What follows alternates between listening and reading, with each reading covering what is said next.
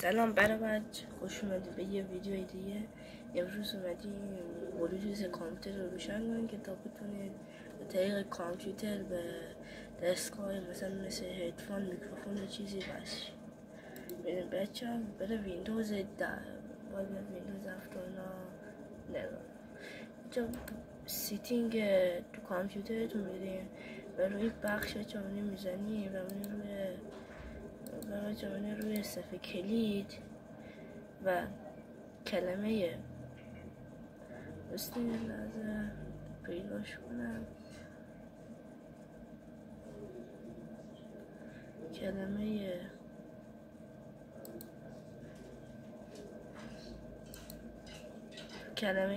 این جستجو میکنی. خب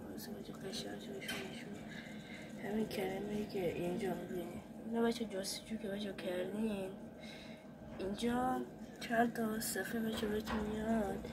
یکی اینه، یکی اینا همه بهتون میاد. روی اولی یعنی این کلیک کنید. خب باید وارد اینجا بشین. خب اینجا بهتون چند تا چیز بچه میاده که اینجا میتونید بلوتوث کامپیوتر رو روشن کنید، خاموش کنید. اینجا میتونید به دستگاه دیگه نمیدونم چی. خب روی بچه رو بزنید ببینید برای من اختار اومد. خب شما وصل کنید دستگاه بتونید پایین اونجا بچه بهتون میاد. خب الان من درایوی گذاشتم روش، درایوی رو باید بروز کنم. خب و اینجا برام نمیاره.